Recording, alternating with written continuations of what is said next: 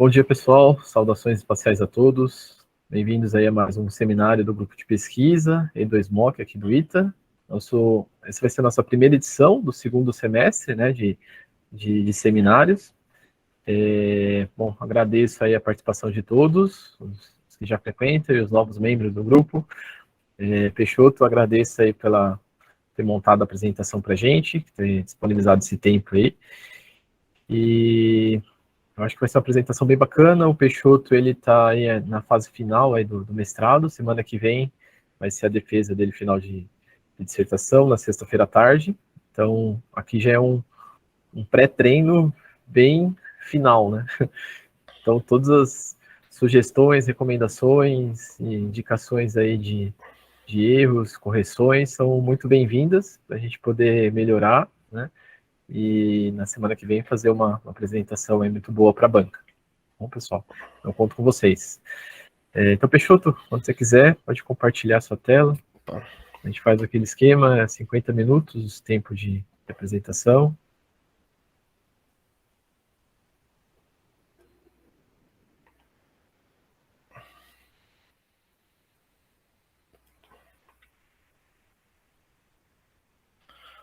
Beleza, manda bala aí, quando quiser. Bom, primeiramente, bom dia para todo mundo. Eu sou Luiz Alberto Peixoto, sou aluno de mestrado no ITA, orientado pelo professor William, e eu queria agradecer a presença de todo mundo aqui hoje. Essa aqui é uma prévia da minha defesa do mestrado que vai acontecer na semana que vem. Então,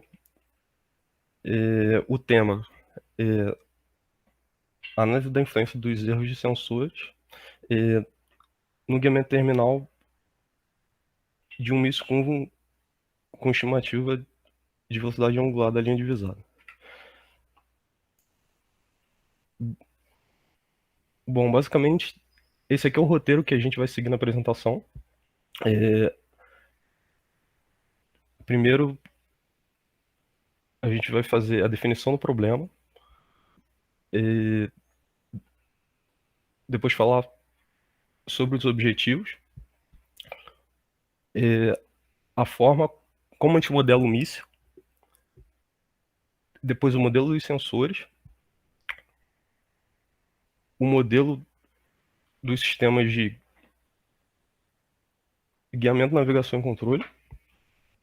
Depois disso, a gente fala um pouco das características do míssil em si que a gente está utilizando nesse caso de estudo,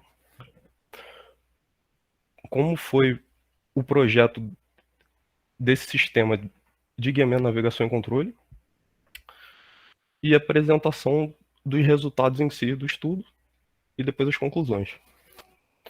Então, falando um pouco sobre o problema. Esse aqui é um cenário de combate aéreo moderno. Então, basicamente, Força Aérea tem vários elementos e para que ela opere, ela precisa de superioridade aérea, que é um livre acesso para ir e vir e executar as missões que ela precisa fazer. Então, num cenário que você tem uma região em que você tem aeronaves inimigas e sistemas de defesa antiaéreo, essa liberdade ela fica limitada. Então, para a gente conseguir a superioridade aérea e uma força aérea consiga executar as suas missões, primeiro ela precisa incapacitar aeronaves inimigas que podem atacar as aeronaves aliadas e incapacitar os sistemas de defesa antiaérea, que também abatem as aeronaves aliadas. Então, esse trabalho a gente vai focar um pouco mais nessa segunda parte, como a gente desabilita esse sistema de defesa antiaérea. E basicamente eles operam da segunda forma. Eles são um conjunto de veículos e cada elemento do sistema tem a sua função, o que faz ser um sistema bem robusto. A gente tem um sistema para detectar as aeronaves que estão na região. Depois entra um veículo de comando que classifica o que é alvo e o que não é, e gerencia as informações. Depois a gente tem o radar de engajamento, que é o que, propriamente dito, trava o alvo e permite o lançamento de mísseis nesse alvo. Então, o ponto crítico de desabilitação desse sistema, uma forma de fazer isso é incapacitando o radar de guiamento, o radar de engajamento em si. Por quê? Por mais que as aeronaves sejam detectadas e ele saiba o que ele tem que abater ou não, ele não consegue travar a mira dos mísseis nas aeronaves e o sistema para de funcionar. E para isso, uma ferramenta disponível são os mísseis anti-radiação, que no caso é um míssil e ele detecta radiação eletromagnética em uma determinada faixa de frequência, que é justamente a faixa de operação do radar de engajamento. Então, aqui a gente tem uma missão, um plano de voo de um míssil anti-radiação, que é inclusive o que a gente está considerando no trabalho. Então, primeiro uma aeronave vai fazer o lançamento do míssil, e aí, depois da separação da aeronave, o míssil começa, ele começa a se dirigir para uma condição de voo de cruzeiro, que é o voo de meio de curso. Assim que ele detecta o alvo, ele começa a fase terminal, em que ele se dirige para o alvo em si. E aí, tem algumas formas da gente fazer essa fase final de voo.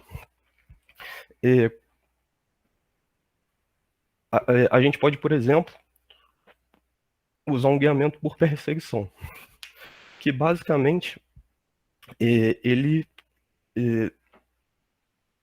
vai gerar uma aceleração que é proporcional ao desvio angular entre o míssil e o alvo. Então, ele vai sempre mirar onde está a posição do alvo e vai fazer essa curva. E a outra opção é a navegação proporcional, que em vez de usar esse ângulo, ele usa a velocidade angular. Então, ele consegue se projetar na posição em que um alvo vai estar um pouco mais à frente. Então, a gente pode ver que é uma trajetória bem mais curta. É uma estratégia que, na literatura, é o padrão que o pessoal usa. E existem até formas mais avançadas que são uma navegação proporcional com mais alguns elementos a mais. Então, nesse trabalho, a gente decidiu usar a navegação proporcional por ser o método que a academia costuma usar para esse tipo de problema. Esse aqui é um exemplo de missão anti-radiação. Esse aqui é o MR-1. É um míssil nacional que o desenvolvimento dele foi interrompido. E aqui a gente pode ver alguns elementos desse míssil. Então, da esquerda para a direita, o primeiro é o autodiretor, que é o sensor que detecta o sinal do alvo. E ele consegue medir esses ângulos na figura da direita. Eles medem o desalinhamento entre a linha divisada do míssil até o alvo com o referencial do corpo do míssil. Aí a gente tem, após isso, a cabeça de guerra, que é o explosivo em si. Esse explosivo geralmente ele é encobrido por uma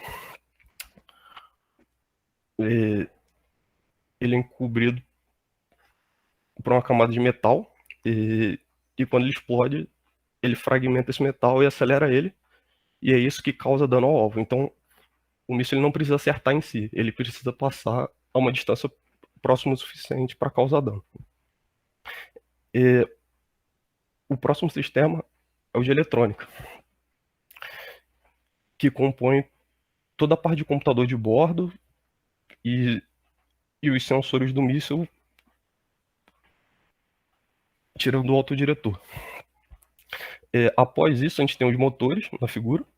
O sustainer é um motor de cruzeiro, ele serve justamente para manter a velocidade de cruzeiro do míssil. O booster é um motor que acelera o míssil até a velocidade de cruzeiro. Ele tem uma queima mais rápida, ele acelera o míssil até a velocidade de cruzeiro, e o sustainer ele mantém essa velocidade. Nesse exemplo de míssil, são 2 motores de foguete a propelente sólido. E, por fim, a gente tem os atuadores, que são os motores que mexem as superfícies de controle e permitem que o míssil faça as manobras que ele tem que executar.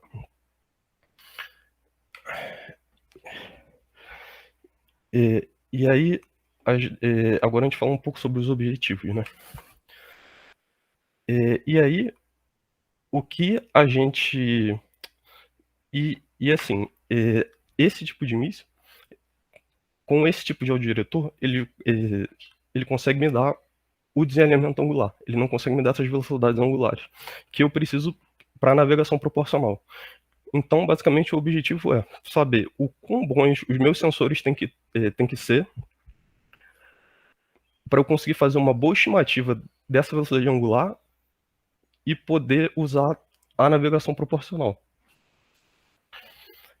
E aí, para cumprir isso, a gente passa por alguns objetivos específicos, que é, primeiro, definir o modelo de míssil que a gente está usando para o estudo. Depois a gente vai definir os modelos de sensores que a gente vai usar, as malhas de controle do míssil e os ganhos do autopiloto ou piloto automático. Depois, um projeto de guiamento que usa essa estimativa. Após isso, a gente define o cenário das simulações, fala um pouco das métricas, né, que a gente vai usar para avaliar se a configuração é boa ou não, e realiza simulações de Monte Carlo. Então, a gente vai variando os erros de sensores, e a partir das métricas, a gente sabe se uma configuração atende ou não atende o requisito. Aí, comparando essas simulações, a gente consegue avaliar quais dessas configurações estudadas elas têm um desempenho adequado. E a motivação para a gente fazer isso é estabelecer um procedimento desse projeto do guiamento propriamente dito e aplicar ele a esse caso de míssil anti-radiação, que, como a gente pôde ver na sessão anterior, é um tipo de armamento que é importante para o cenário de combate atual, né? Porque ele tem essa capacidade de lidar com artilharias antiaéreas. E aí, com isso, a gente consegue levantar requisitos sobre os erros de sensor, né, que a gente pode ter na hora de fazer um projeto desse tipo de míssil. Aí aqui a gente começa a falar um pouco sobre como que a gente modela um míssil que a gente considerou. Então, esse aqui basicamente é o sistema do míssil e como que ele se relaciona com os membros externos, né? Então, basicamente, ele tem ele tem um elemento que chama airframe, que é o componente físico do míssil. Então, aí eu tenho massa, inércia, propulsão, aerodinâmica. Esse bloco, ele representa tudo isso. Assim como a dinâmica de voo propriamente em si, né? A gente tem o sistema de controle de voo, que aí eu vou ter o guiamento, navegação e controle. E esse sistema passa as deflexões de comando para o míssil fazer as manobras. E eu tenho os conjuntos de sensores, né? Plataforma inicial, altímetro GPS, que são os sensores que atuam durante a simulação inteira, e o autodiretor, que é o sensor terminal, que só funciona depois que o alvo é detectado. Então, se a gente focar no airframe propriamente dito,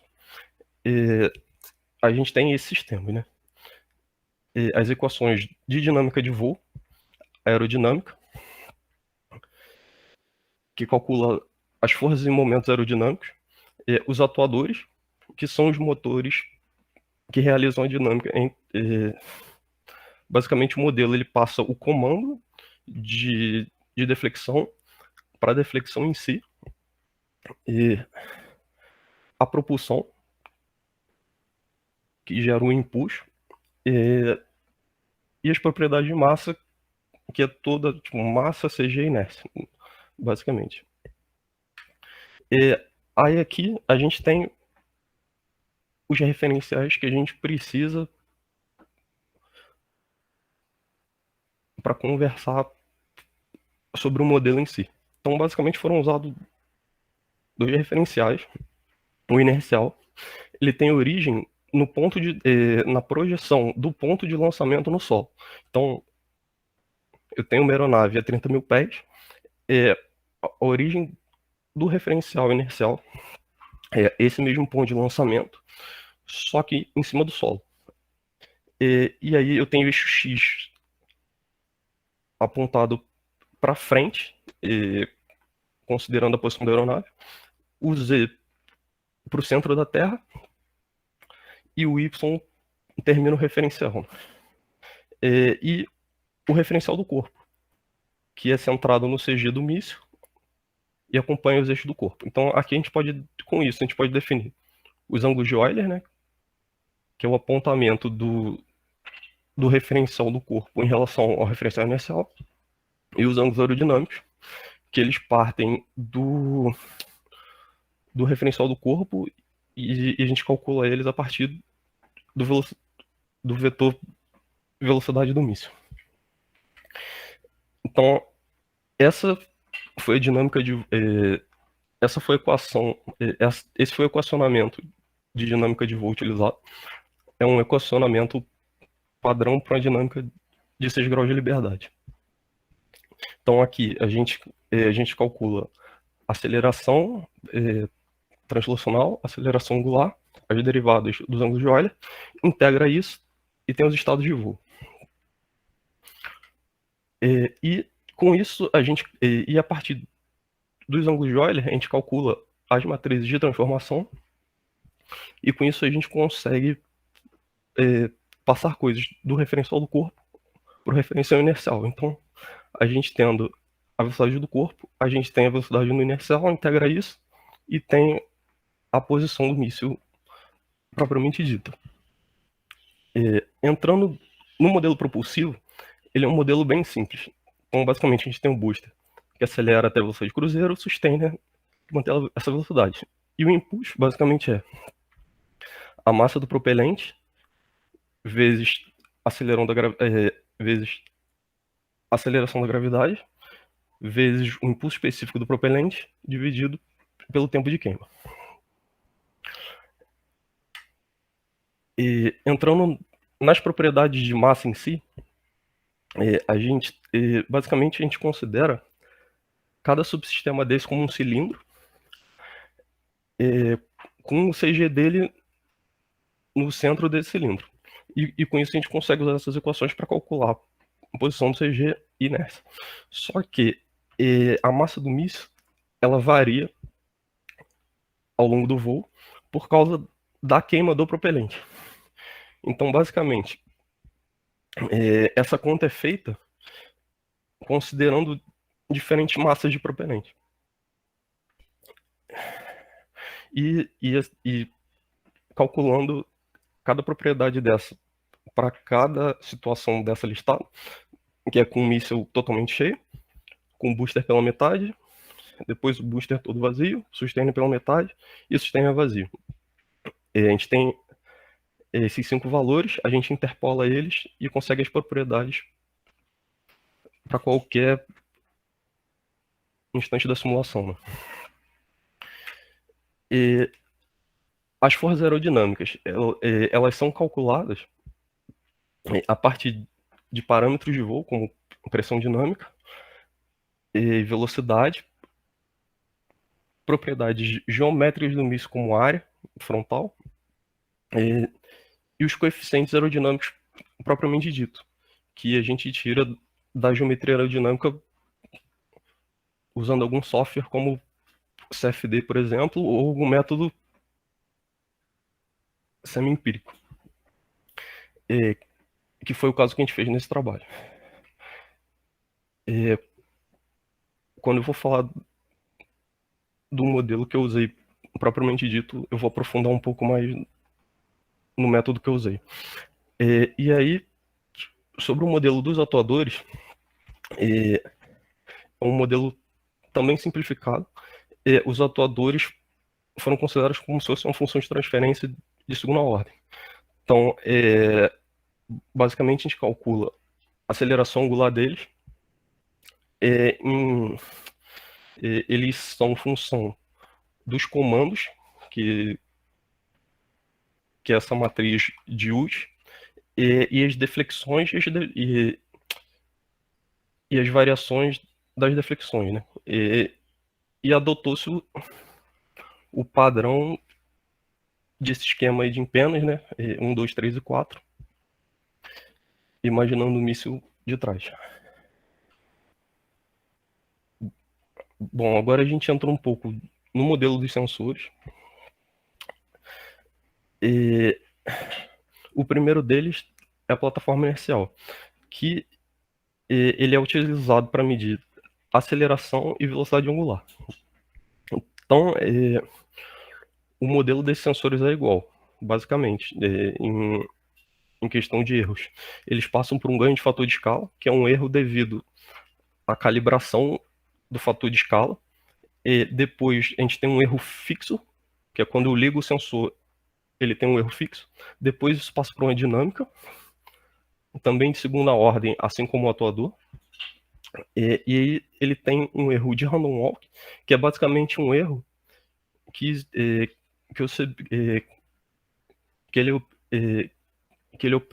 ele aparece quando a gente integra o ruído. E o ruído, propriamente dito, né? Que é um desvio desse erro fixo que a gente teve no início. Depois isso tudo passa para uma saturação, que basicamente é a limitação de qual faixa o sensor consegue medir, e passa uma quantização. Então, basicamente, que serve justamente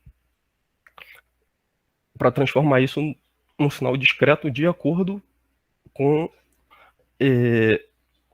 a taxa de operação do sensor.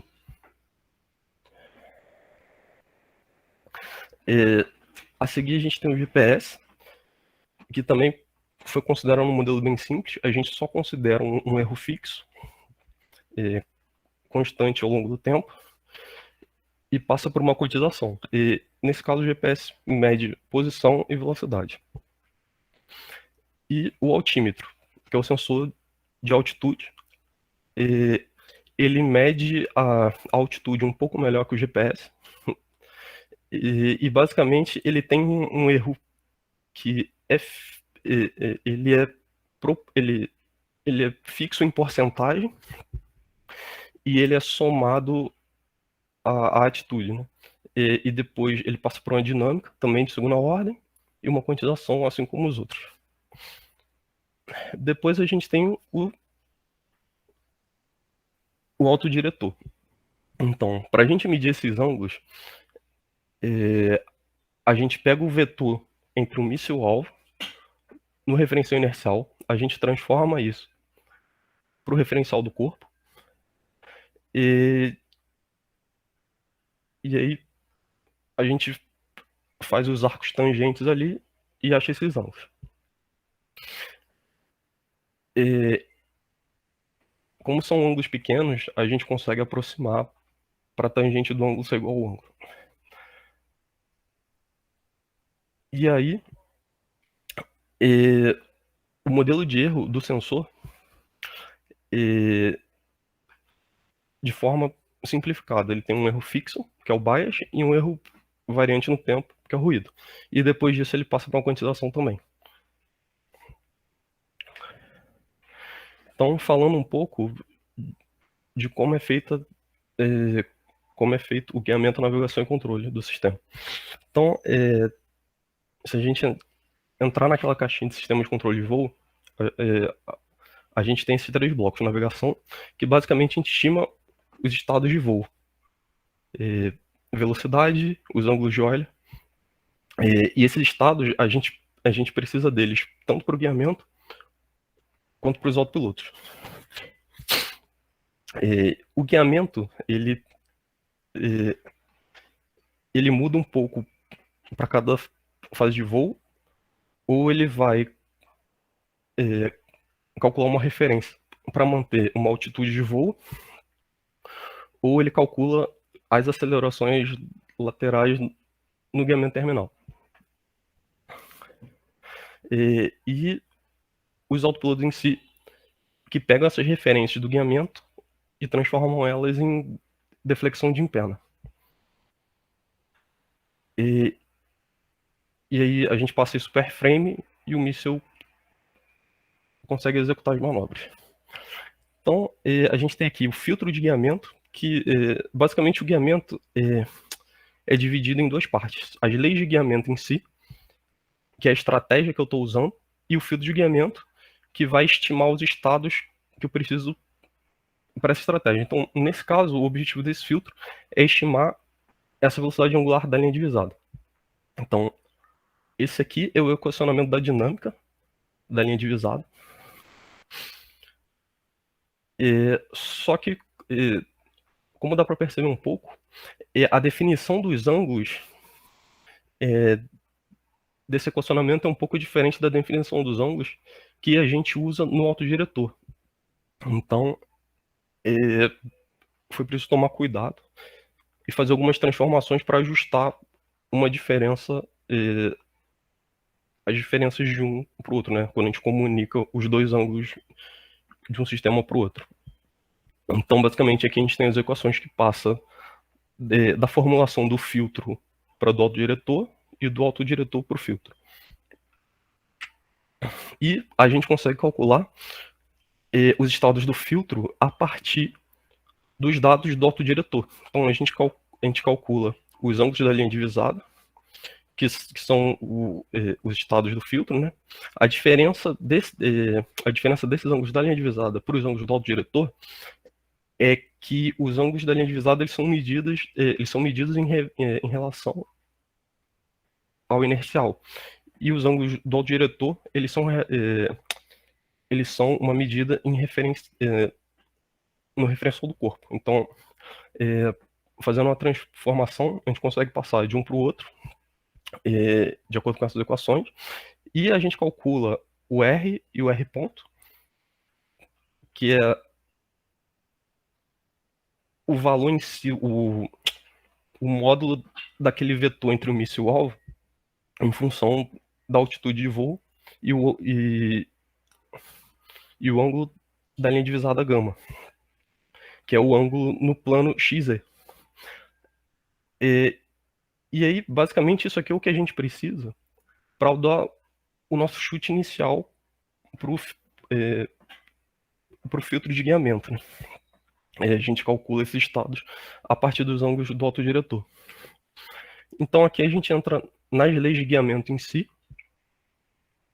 Aqui a gente tem o guiamento de cruzeiro. Então, a gente tem uma altitude de cruzeiro programada. E a partir da altitude de voo atual da simulação, ele calcula esse erro, passa por um ganho proporcional, uma limitação de ângulo de subida, e ele gera um ângulo de atitude de referência. A gente tem o guiamento terminal por perseguição, que foi aquele caso da esquerda, que a gente viu lá no início, quando eu comparei os 2 casos de guiamento. Então, basicamente, ele é um guiamento proporcional aos ângulos do autodiretor. E esse aqui é o guiamento por navegação proporcional, que ele usa as velocidades angulares da linha divisada e, e, e, e com essas velocidades ele calcula as acelerações laterais. Aí aqui a gente entra nas malhas de controle que foram utilizadas. Essa aqui é a malha de atitude. Então, a partir do ângulo de arfagem comandado, a gente calcula quanto tem que ser a deflexão para executar esse ângulo de arfagem. Então, é um controle proporcional derivativo em θ com uma realimentação de velocidade angular de arfagem. E a outra malha que a gente tem é a malha de aceleração, que também é um proporcional integral, só que a formulação dela é um pouco diferente e o ganho proporcional é em cadeia com integral. Então, eles multiplicam um ao outro. Essas duas malhas, elas são malhas conhecidas na literatura de controle de aeronaves. E basicamente, como o nosso míssil é simétrico, as mesmas malhas que a gente usa para o longitudinal, a gente usa para o lateral. Só trocando aceleração em Z por Y e o Q por R, né? Que é a velocidade angular de guinada. E aqui a gente tem o último autopiloto, que é o autopiloto de rolamento, que basicamente ele é um autopiloto mais simples do que os outros, e basicamente ele impede o míssil de rolar, zerando a velocidade angular. Então a gente não se preocupa em qual posição ele está em relação ao rolamento, a gente só não quer que ele tenha velocidade angular. E aí, partindo da função de transferência que a gente tem de deflexão de alerão, que seria uma deflexão que gera rolamento, para a velocidade de rolamento propriamente dita, a gente consegue chegar na função de transferência do P de referência que a gente quer para o P que o míssil está executando. E aí, como nessa função de transferência, esse termo de baixo no denominador ele é uma constante, ele depende do ganho, mas dado que o ganho é fixo, ele é constante, a gente consegue calcular esse ganho analiticamente escolhendo esse ômega-r que a gente assumiu como o termo independente no denominador,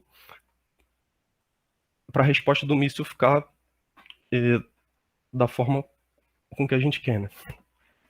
Então,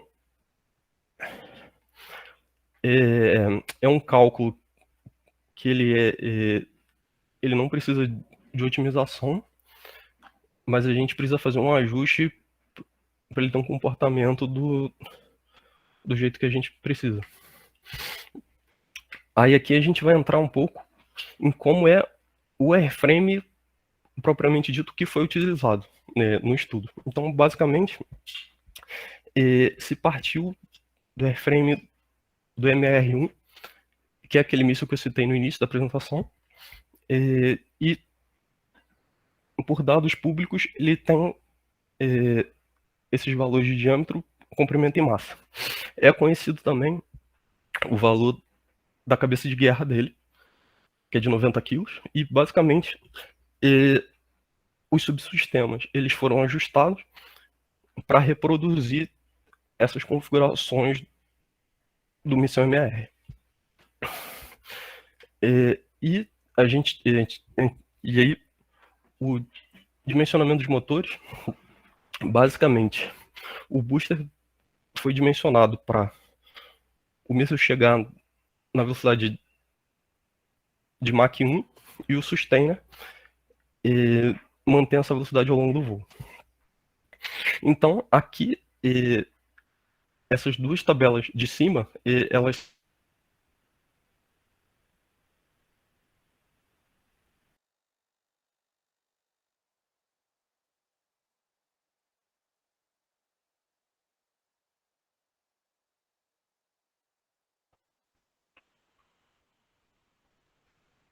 Opa, Fechou tudo? Voltou? oi. Voltou. É, Deu uma travada, hein? onde é que cortou? Pra eu saber. Não sei. Você tava começando a falar, eu acho. Ah, Você falou alguma coisa Sustainer Mac 1, alguma coisa acho que tá. era. Beleza. É. Tá. O dimensionamento dos motores, ele foi realizado para o booster fazer um míssil atingir a velocidade de Mach 1 e o sustainer manter essa velocidade ao longo do voo. E aí, essas duas primeiras tabelas, elas são os parâmetros do propelente que foi utilizado. E a partir desses parâmetros, a gente calcula os valores que a gente precisa naquela equação do impulso como estreante. O booster, ele tem uma queima rápida. E isso acontece porque ele queima de forma radial. Então, ele é do centro do booster pro raio externo, ao longo do comprimento inteiro de uma vez. Então, o tempo de queima basicamente é esse comprimento, né, do raio, dividido pelo tempo de queima. Pela equação apresentada, a gente tem o impulso do booster, e pela geometria em si do booster e a densidade, a gente tem a massa.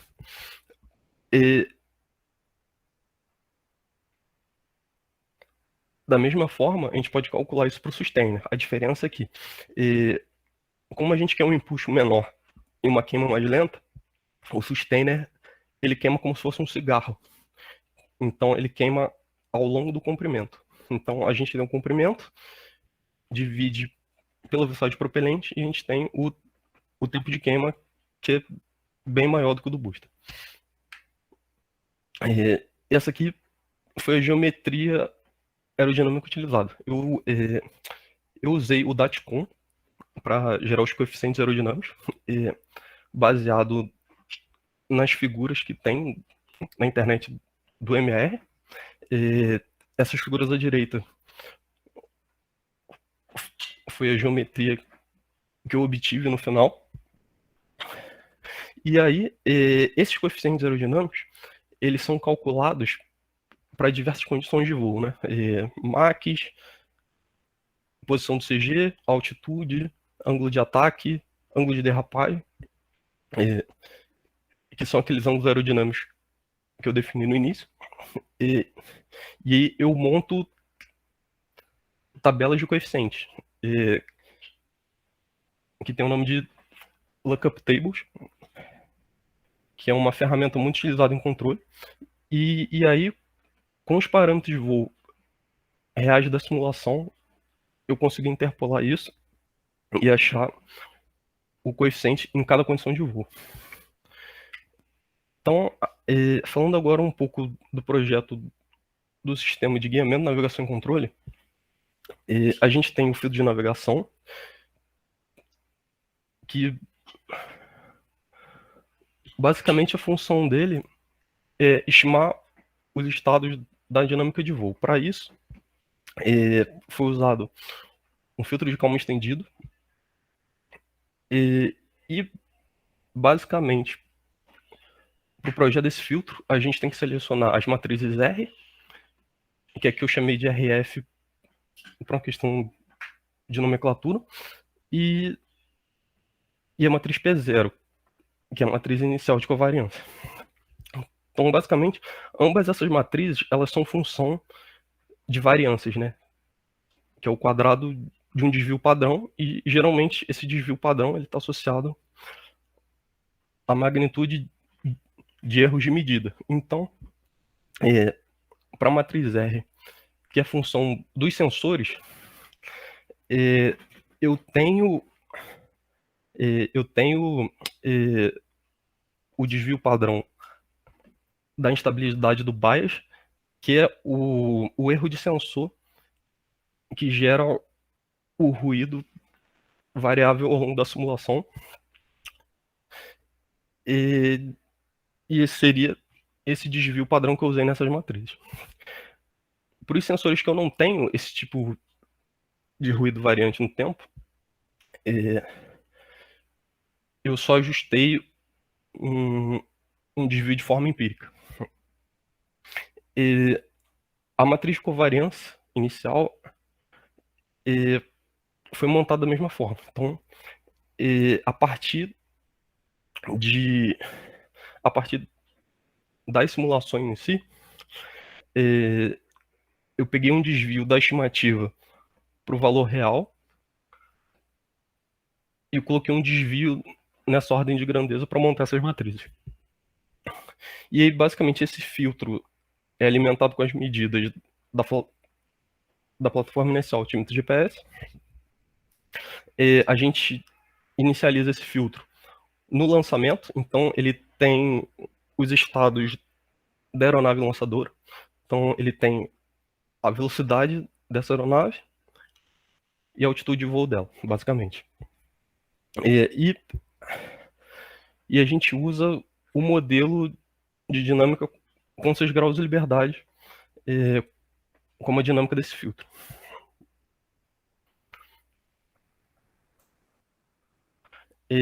Depois a gente tem o filtro de guiamento, que é basicamente o filtro que estima as velocidades angulares da linha divisada. Então, o projeto desse filtro, ele segue o mesmo processo do filtro de navegação, só que a gente usou a dinâmica das linhas divisadas, aquele equacionamento que eu mostrei anteriormente, e ele é alimentado pelas medidas do autodiretor e alguns estados vindos da navegação. Então, só que a diferença também é que esse filtro ele tem que ser inicializado depois que o alvo é detectado. Então, eu tenho que fazer isso durante o voo. Só que, como eu tenho uma discretização nesses sinais e um ruído, um bias, eu preciso dar uma filtrada antes de fazer essa inicialização. Perceber isso no trabalho, que isso é uma das coisas críticas para ter uma boa estimativa.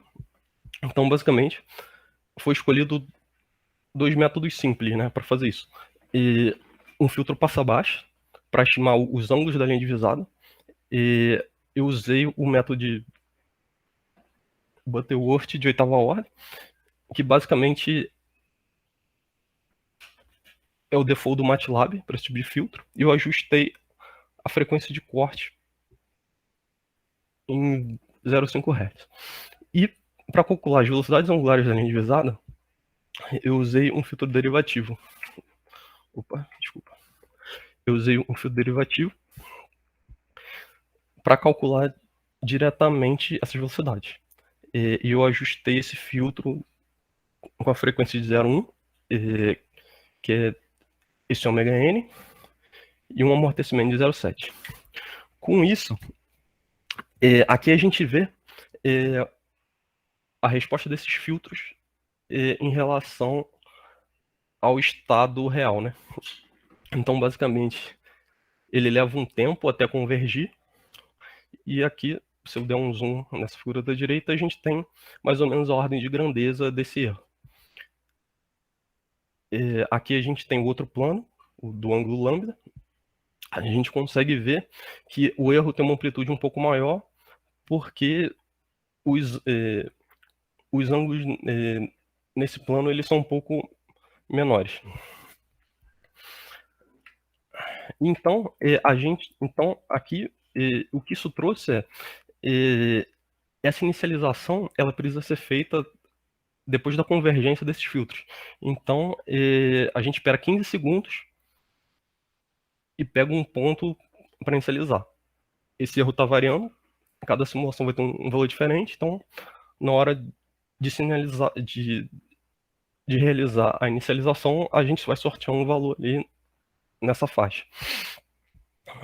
E aí, nesses 15 segundos, até a gente conseguir dar o chute para esse filtro e o filtro de calma começar a funcionar, para o míssil não ficar voando em cruzeiro,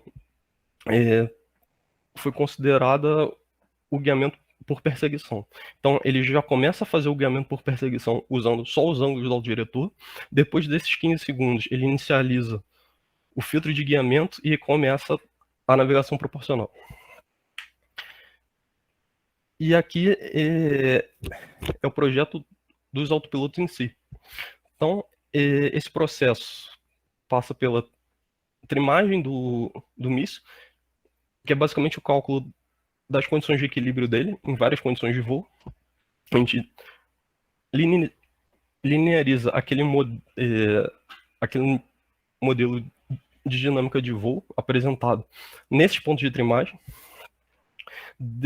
Depois foi utilizado o método do LQT, que é o rastreador linear quadrático, para calcular esses ganhos. Só que esse método, ele calcula os ganhos resolvendo uma equação de Lyapunov, que depende de alguns pesos. E aí, para ajustar esses pesos, eu usei uma estratégia evolutiva, o CMAS, e então eu consigo ajustar esses pesos otimizando uma função custo.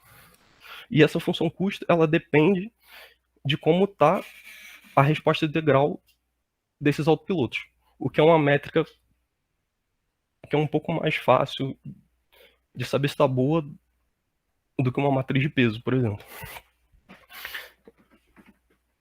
E aí, essas métricas, elas foram escolhidas ao longo do projeto para que eu tenha valores razoáveis de resposta em todo o envelope de voo, que são todas as condições de trimagem que eu calculei. Então, eu preciso calcular isso no ponto de lançamento, em cruzeiro e na navegação terminal, por exemplo. E esses ganhos são interpolados em função dos parâmetros de voo. Assim como os coeficientes aerodinâmicos. Nesse caso, os ganhos eles dependem do Mach, altitude e posição do CG. E aqui foram os critérios das funções custo que eu escolhi para otimizar cada um deles, né? Então, a gente tem um critério de tempo de subida em função da frequência de período curto, um critério de amortecimento, de overshoot, margem de fase e margem de ganho, estabilidade, então eu quero todos os autovalores com parte real negativa, e um custo de controle, né? Eu não quero ganhos muito altos. Então, basicamente, eu tenho esses critérios para as duas malhas. E aí, esse aqui é um exemplo de funcionamento de um algoritmo evolutivo, né? Que foi a estratégia que eu usei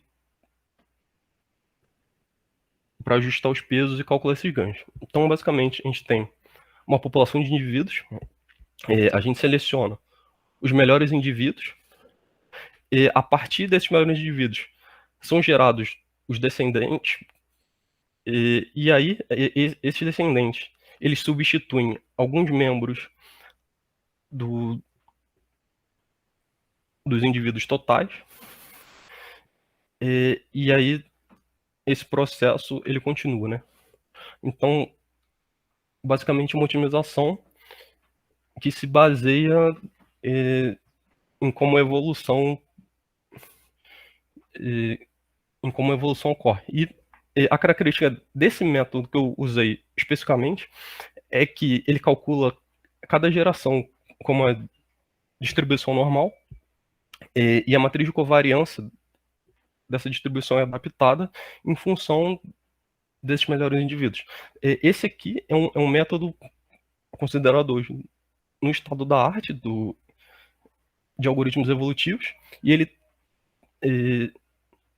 e tem estudos dele aplicado a cálculo de autopiloto de aeronaves. Então, é um método utilizado na literatura, com esse fim especificamente. Então, aqui a gente tem a comparação de como é a resposta no chute inicial dessa otimização da resposta de degrau e no final dela. Então, a gente pode ver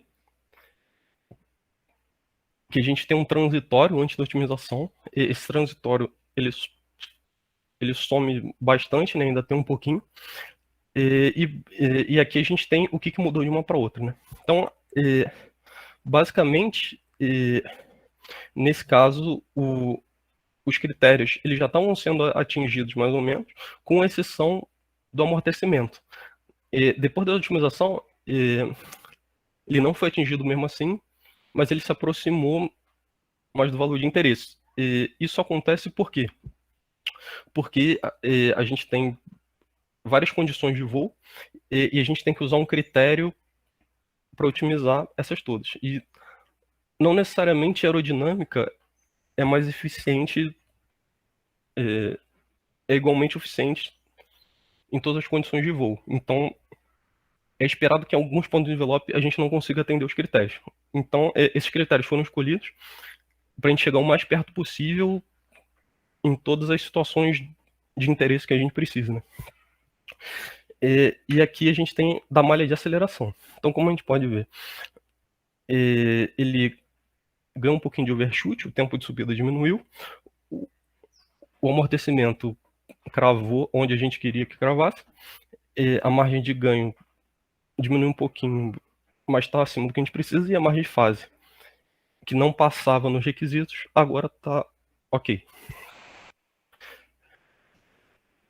E aí a gente tem essas respostas de autopiloto. Então a gente tem a resposta de PC, né, que é o ângulo de guinada do míssil. O míssil ele é lançado e voa em linha reta, porque ele imagina que o alvo está em linha reta. Esse ângulo é programado no início. Oi. Sim, ó, agora deu 50 minutos, tá? Então, dependendo do presidente da banca, ele poderia interromper sua apresentação e você nem teria apresentado os resultados, tá? Então, como aqui é um treino, aí você termina, tenta ser mais breve, mas termina a apresentação e daí depois a gente conversa aqui sobre os pontos que a gente pode melhorar. Tá, só para você saber o tempo que deu. Tá? Beleza. Valeu, William. E aqui são as respostas dos autopilotos de atitude, né? Então, a gente tem esse ângulo de guinada, ele é mantido próximo de zero.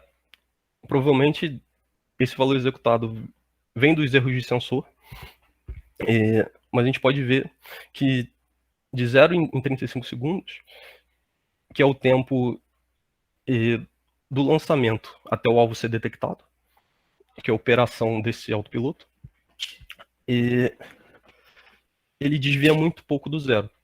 Isso é uma magnitude de 10 a menos 3. Então, basicamente, ele está voando em linha reta. E o autopiloto de airfaz, a gente vê que está aderente, o comandado executado. No início,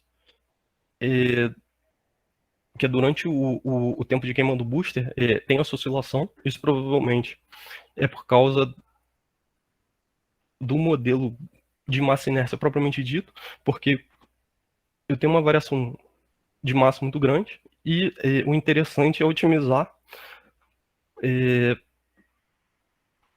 para as condições em que um míssil passa mais tempo voando. Então, como é uma situação, como é uma região muito rápida, basicamente o algoritmo ele dá preferência para otimizar o voo de cruzeiro em si e a parte terminal. E aqui são as respostas do autopiloto de aceleração, que é a parte final do voo, quando ele detecta o alvo. Então, a partir da da estimativa, né, que eu fiz de velocidade angular da linha divisada. Ele calcula essas acelerações. O instante em que ele começa é quando ele detecta o alvo. Esse patamar plano é a navegação por perseguição. Ela está fornecendo uma aceleração constante. Por volta de 50 segundos é quando acontece a inicialização do fio de guiamento e começa a navegação proporcional. Aí, nesse gráfico da esquerda, a gente percebe que aconteceu uma oscilação aí antes de 90 segundos. Isso aí provavelmente foi um problema de convergência no cálculo dos ganhos. Provavelmente o algoritmo evolutivo achou um mínimo local.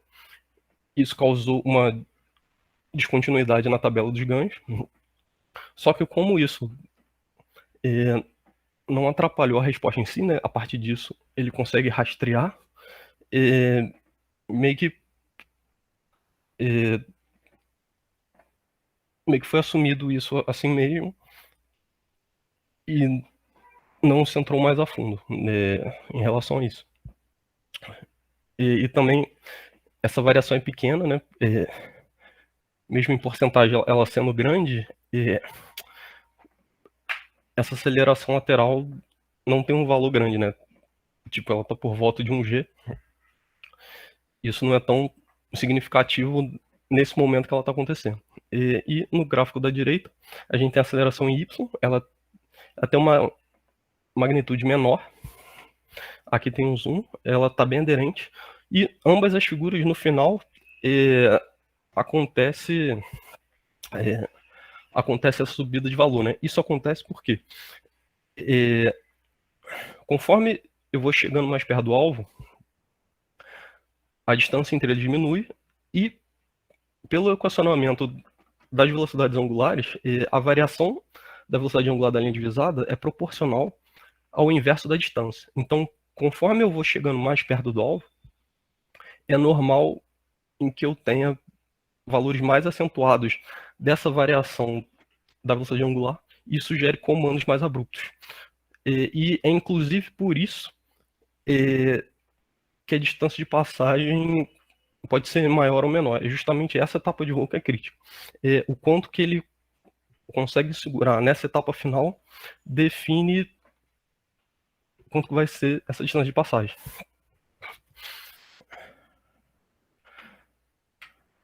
Aí aqui a gente tem a resposta do autopiloto de rolamento. Basicamente ele mantém ele próximo do zero o voo inteiro. E aqui a gente vai falar um pouco dos resultados, né? Então, a primeira etapa foi comparar dois casos de simulação, um com um erro um pouco menor de inicialização do fio de guiamento e o outro com um pouco maior. Então, aqui nessa tabelinha, a gente tem a magnitude desses erros de inicialização e esse erro em porcentagem. Então, basicamente, a gente vê que quando a gente tem uma inicialização com um erro um pouco maior, essa estimativa do fio de guiamento fica um pouco prejudicada. Então, aqui a gente tem a velocidade angular, a gente vê que na esquerda, que é um erro menor de inicialização, ela consegue estimar um pouco melhor do que no erro maior. Nesse caso, de lambda, a gente percebe que os dois casos eles estão com um erro mais ou menos igual, e basicamente ele tem um shift na curva, mas o comportamento é parecido, né? Tipo, o formato da curva é parecido tanto no real quanto o estimado. E a gente tem a mesma coisa para a derivada do lambda aqui, e a gente vê também que apesar do erro do lambda ele tá parecido, o erro dessa velocidade angular em um caso é bem maior que o outro, e a gente consegue ver a diferença de estimativa entre os dois casos. Aqui a gente tem o valor de R, que é a distância do míssil até o alvo. Esse valor tem uma magnitude bem maior do que os outros. Então, a gente consegue ver o impacto também do erro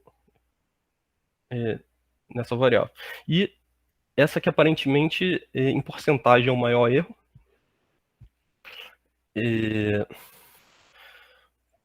E basicamente,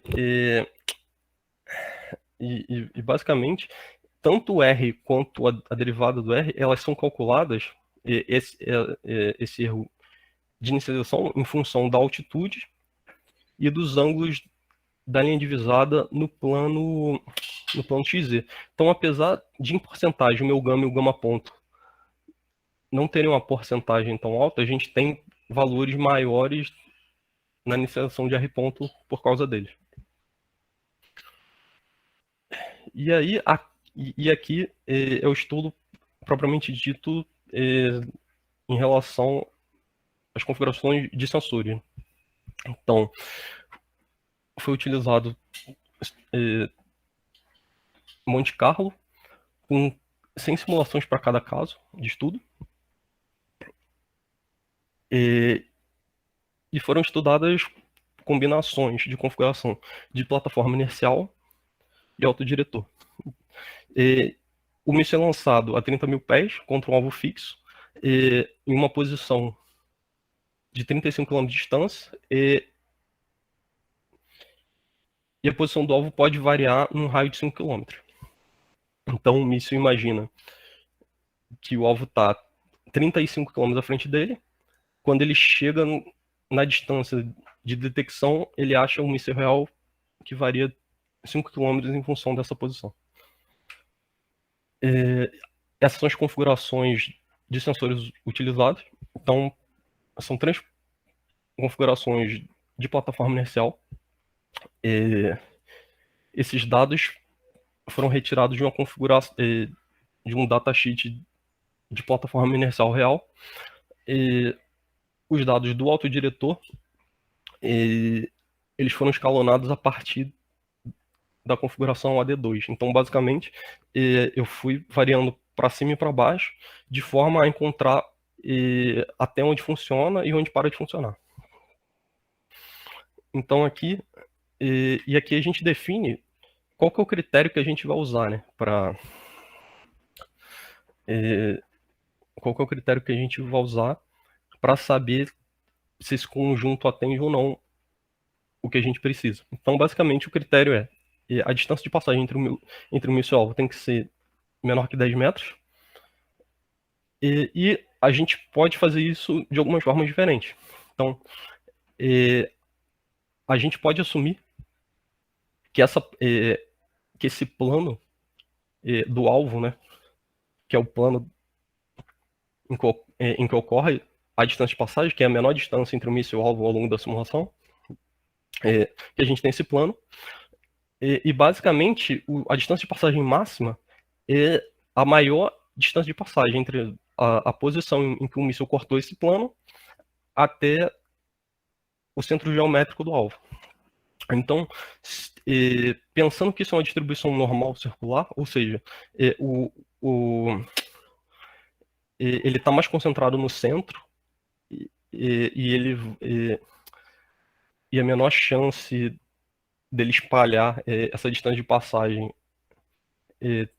se comporta como uma distribuição normal, a gente pode assumir alguns casos diferentes de estudo. Então, se a gente quiser que esses 10 metros sejam um 3 sigma, que pode ser considerado o desvio máximo, né? A gente analisa 100% das simulações. Então, a gente analisa, a gente pega todas as simulações, pega a que passou mais longe, esse é o valor da distância de passagem. Se a gente considerar 2 sigma, a gente pega 95% das simulações e ignora as 5% que passaram mais longe, a distância de passagem é a máxima desses que sobraram. E aí para um sigma 68%, e tem uma outra métrica que é o CEP, utilizado para armamento, que considera 50% dos casos. Isso se mistura um pouco com essa métrica de 1 sigma. E aí a gente tem, e aí eu fiz mapas de calor para a gente comparar como a variação dos erros do autodiretor e da plataforma inercial influenciam na distância de passagem. Então, a gente pode pensar esse estudo em 2 etapas. Primeiro, a gente considerou a plataforma inercial A, que é a melhor delas, e foi variado cada configuração de autodiretor, que é essa coluna da esquerda, que está completa. Depois, para essa métrica de 3 sigma, foi selecionado os 2 casos em que a gente tem menos de 10 metros e a gente simulou essas configurações de autodiretor calculando para outras configurações de plataforma inercial. Basicamente aqui a gente já vê para o caso de autodiretor 1, não importa a plataforma inercial, todas as combinações elas atendem, e para a configuração de AD2, só a plataforma inercial A atende. Se a gente passa para uma métrica de 2 sigma, a gente tem um caso a mais que atende, que é o AD3 com a plataforma A. E essa parte escura no gráfico foram os casos que não foram calculados, porque os casos próximos eles já não atenderam para o caso de 3 sigma, então basicamente eles só foram ignorados e a gente estudou os casos que funcionam. E aí, aqui a gente tem para as métricas de 1 sigma e do CEP, que é 50% dos casos. Aqui a gente vê que todas as configurações atendem, então se eu assumir que eu não preciso de muita precisão, isso aqui tipo, não tem tanto problema, né? Todas as configurações elas atendem. E aqui a gente consegue comparar o efeito do erro de inicialização de gama ponto e gama para cada uma dessas combinações, né? Então, basicamente aqui são as 2 piores configurações de autodiretor para a plataforma inercial A, e o que a gente consegue ver? Que as cores quentes elas se concentram em regiões em que o erro de gama ponto é um pouco maior. Então, se a gente vê na região que tem um erro menor de gama ponto e até de gama, né? Mas gama ponto parece ser mais crítico, a gente tem uma distância de passagem menor. Então, Deixa eu tentar resumir aí seus comentários. Tá, Beleza. Já passado o tempo. Tá, isso. Aí, aqui, é o mesmo estudo para as configurações de autodiretor 1. Aqui, no caso, com autodiretor 1, a gente percebe que as cores mais quentes elas espalham mais, elas não estão mais concentradas. Então, isso leva a gente a supor que, se eu garanto um erro de inicialização menor, eu consigo uma distância de passagem menor. Mesmo nesses casos com plataforma, mesmo nesses casos que não atendem, né? Então, basicamente, os casos que funcionam são esses, com a D1 com todas as plataformas, a D2 com plataforma A. E aí, se eu considero a métrica de 2 sigma, além das que já atendiam antes, eu consigo incluir a configuração AD3 e a D2 ainda com a plataforma A. E aí a gente chega na conclusão que, apesar desse resultado, talvez melhorando esse erro de inicialização, a gente consiga incluir mais valores a partir do momento que a gente trata isso. E aqui são sugestões de trabalhos futuros. E aí, basicamente, estudar outras configurações de sensores, tipo, modificando os outros, como altímetro de GPS também. Isso vai permitir que a gente analise outras condições de voo também, para ver se estão adequadas, e não só o guiamento terminal. A gente estudar formas de diminuir esse erro de inicialização, que parece ser crítico para isso. Avaliar outras leis de guiamento, como só por perseguição, comparar com a navegação proporcional e outras técnicas mais avançadas. Outra é usar outros estimadores, como variações do fio de calma, outras estratégias de cálculo de ganho do autopiloto, e melhorar o modelamento do míssil em si, colocar um modelo mais próximo à realidade dos subsistemas.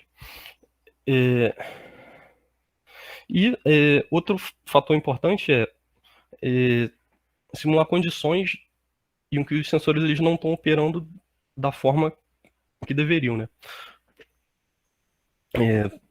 Que seria o caso de um jamming de GPS, perda de sinal, ou algumas situações de falha, por exemplo. E aí é isso. Beleza, Peixoto? Só um minuto, deixa eu só fechar aqui o tempo.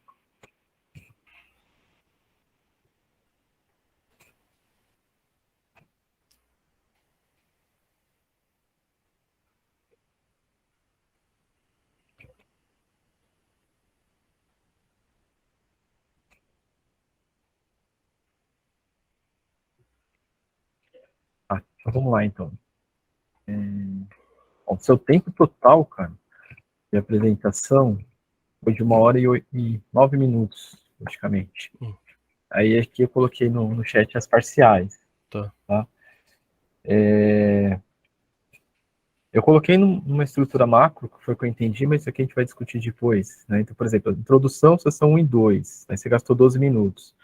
Fundamentação teórica, sessão 3 e 4, você gastou aí 11 minutos. O método, sessão 5 a 7, 31 minutos. Resultados, 11 minutos, né? E agora você fechou. Eu entendi que também esse final, eu dei uma acelerada em você também, aí foi mais rápido, mas fechou em 2 minutos.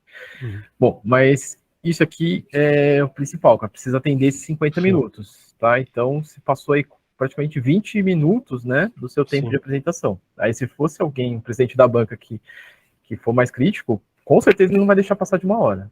Né? Tem uns que eu já vi que dá 5 minutos ele vai interromper, e daí você não vai apresentar o que faltar. Né? E o final, os resultados e a conclusão é o principal, que é onde você vai deixar sua mensagem, né? Explicar o seu trabalho, explicar o que você fez, a sua contribuição, né?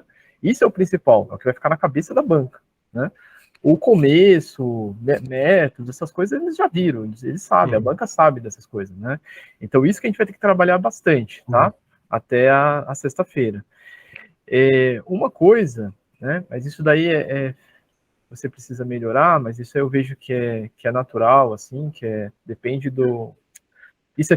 Isso a gente consegue melhorar com treino, tá? É a questão de falar mais naturalmente, tá? Você ainda está gaguejando bastante, tá? Esses intervalos que você para pensar entre um tópico e outro, que você pensa no que você vai falar, parece pouca coisa, mas se a gente for integrar ao longo de toda a apresentação, isso aí consome um tempo gigante, cara. Então, assim, tem gente que não consegue melhorar mesmo, né? Tem essa dificuldade, né? Se você não conseguir, aí a gente vai ter que enxugar o conteúdo da apresentação, vai ter que tirar coisas, ou vai ter que passar mais rápido, mas vai ter que atender os 50 minutos, tá? Então, o que eu sugiro é que você treine várias vezes até sexta-feira que vem. Só treinando, muitas vezes, que você vai ficar bom, você vai conseguir falar naturalmente.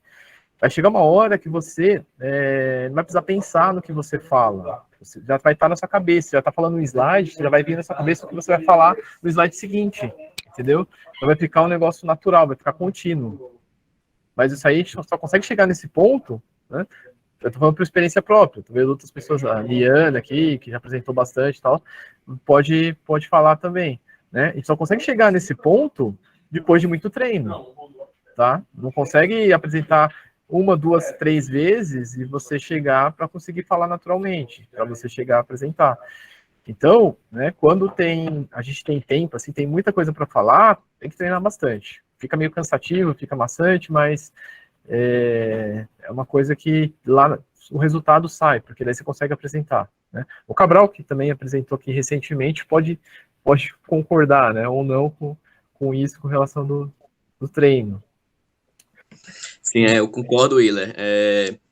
Eu acho que eu treinei bastante com o próprio Willer, apresentei, pedi ajuda de amigos também, tipo assim, amigos da pós, tal, e aí foi bom, né? E aí cada um dá uma dica, assim, claro, também se você quiser fazer tudo, for mudar tudo da apresentação, cada um vai dar uma ideia, né? Então você também tem que ter o bom senso e dizer, não, vou deixar assim.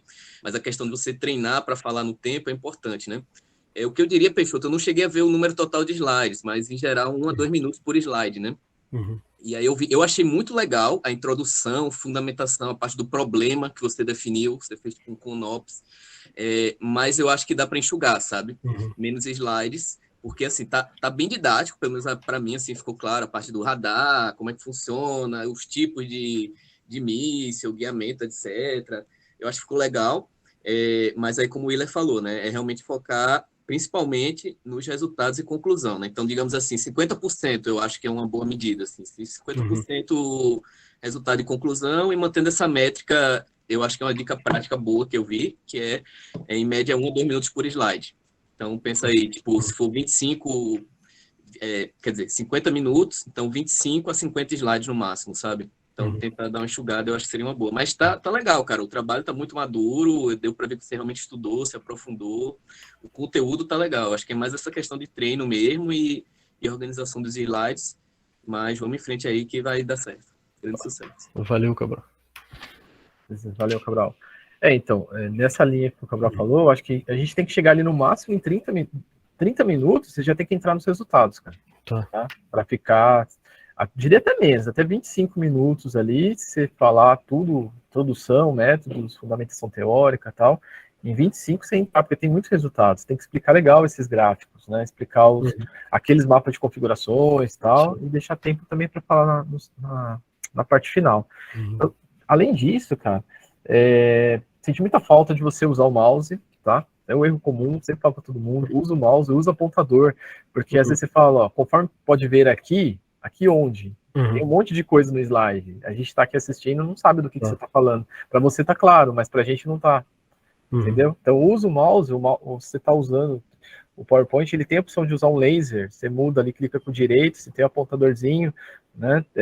Fica mais fácil, então você vai lá, ó, circula ali, ó, conforme a gente pode ver aqui nesse gráfico, nessa tabela, do que você estiver falando, vai acompanhando com o mouse, porque daí a pessoa consegue acompanhar o seu raciocínio, tá? Que senão fica muito difícil realmente.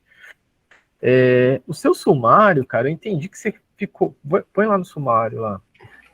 Eu acho que essa estrutura dá para melhorar um pouco. Eu entendi que ficou detalhado, mas eu acho que eu usaria ainda a estrutura da dissertação, cara. Poderia, se quiser, pode até manter do jeito que tá, mas eu colocaria do lado, né, ou na esquerda ou na direita, uma estrutura macro. Né? O que seria estrutura macro? Né? Introdução, fundamentação teórica, métodos, resultados e conclusões. Né? Eu tentei extrair aqui, pelo que eu entendi, né, não sei se você pode me corrigir, sessão 3 e 4 seria fundamentação teórica. Sessão 5... A 5 também. Então 3, 4 e 5, tá? Fundamentação teórica, e daí 6 e 7 seria modelos, os seus métodos. Isso. Tá. Ô Isa, você quer falar alguma coisa? Pode falar. Posso dar um pitaco na questão do sumário? Pode, claro. Eu gosto de pôr, eu coloco a estrutura macro, que ele comentou, tipo, introdução, método e tal, e eu coloco como subtópicos. Tipo, colocaria, por exemplo, introdução. E aí 1.1, definição do problema, 1.2, objetivos. Aí 2, fundamentação teórica. Aí 2.1, modelo, 2.2, modelo de sensores, 2.3, guiamento e tal. Aí dá para você detalhar bem o que você vai falar, mas ainda fica claro qual que é a estrutura macro.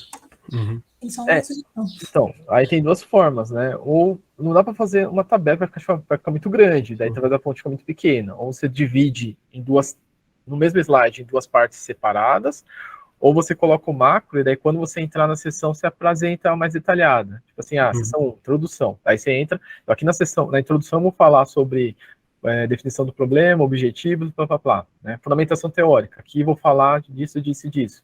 É uma opção também, tá? Mas eu acho que isso é necessário, né?